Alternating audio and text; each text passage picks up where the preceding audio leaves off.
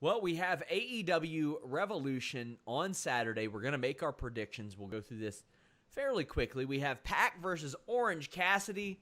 I got Pac winning this one unless something happens and Cassidy wins and it sends Pac down a very deranged, dangerous road. Alex, I just want to see you convulse right now. Pac should win it, but one of my favorite things the Neville character, the bastard Neville character, did during his last run in WWE was when he lost the Cruiserweight Championship to Akira Tozawa for like 6 days. But the night after he lost it, he came out and it looked like he hadn't slept. Yes. Like he looked like The Walking Dead. He was so distraught by losing the title. So I can imagine him losing to Orange Cassidy would send him to a dark and scary place that he might not recover from, which would be cool for his character, because anything that makes him more of a bastard is good. Perhaps a more creatively satisfying version of that as well, where you can do a little bit more. Warren, what do you got? There's a great story to tell here with Orange Cassidy getting the win. I'm going to angle for that. I'm going to go for that because it's Orange Cassidy's first match. I think he needs to shut up a lot of haters, and there's something very satisfying about Orange Cassidy, the penultimate irony wrestler, defeating one of the most serious wrestlers, a guy that is objectively seen as one of the best and who was liked by all the purists, getting the loss. There's something very satisfying. Jake Hager versus Dustin Rhodes. You would think that they had wrestled a bunch, but they've actually only wrestled one singles match on TV on WWE Main Event like 7-8 years ago, and it went 16 minutes. I think Jake Hager's winning this. Dustin Rhodes is bulletproof. Warren, Jake's winning. I agree.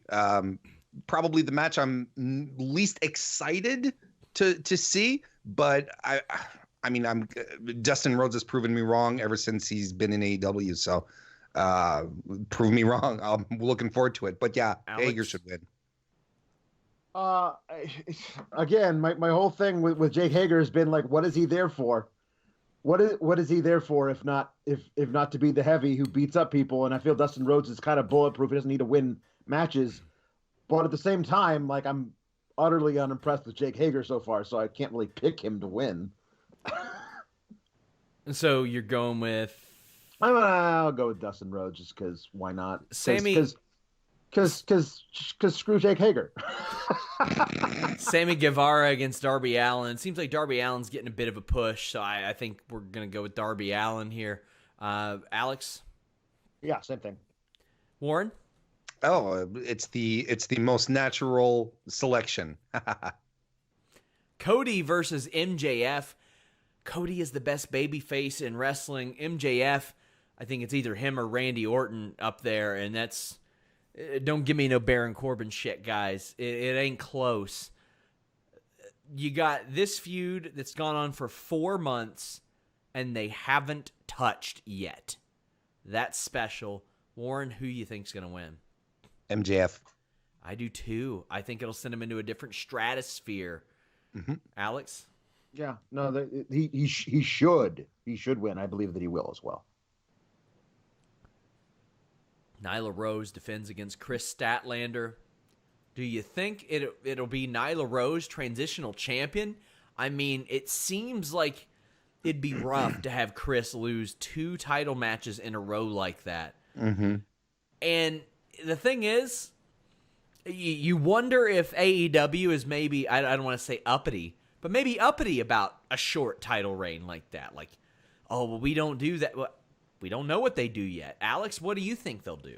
Well, I mean, I wouldn't be opposed to Nyla being a transitional champion, but a transitional to Chris Statlander, who, like, I still don't know what she is or does. Like, there's no like build behind. Well, I mean, yeah, I know, but like it's but the idea is that basically probably it's because of the way that he treats her when she's in the ring.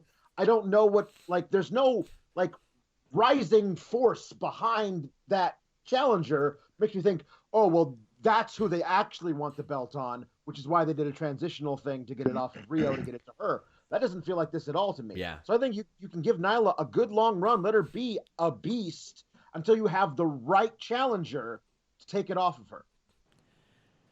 Warren. I think Nyla retains. This is a very odd match to put on. Like, it does feel like it was thrown into. It was thrown onto the pay-per-view. We need a women's match. We were talking about it last week when you had Swole and Statlander come out to sort of stare down Nyla Rose. I would have really liked them to fight it out for a number one contendership spot.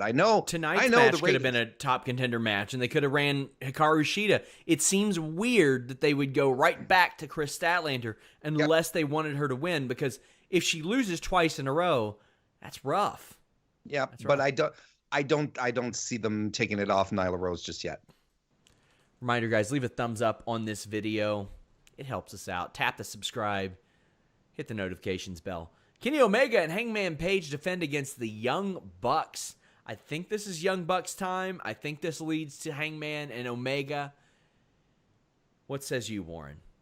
I hope the Young Bucks do something sniveling and disgusting so that it is very clear that they are the worst people in AEW. And Hangman Page was right all along, and Kenny Omega is still stuck to find out what his allegiance is. I hope the logical point in the story is that the Young Bucks win.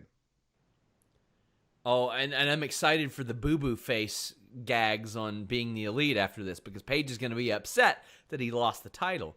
Alex, I think you can do a thing with Young Bucks winning where they're not like, let's say, on their face being a heel, if you want to put it that way, like not being obvious with it, but like, oh no, a roll up where there's a confusion between Omega and Page, like they're just taking advantage of it and they want to win the titles, so there's nothing wrong with it. That's how they want to win, and they just did it that way.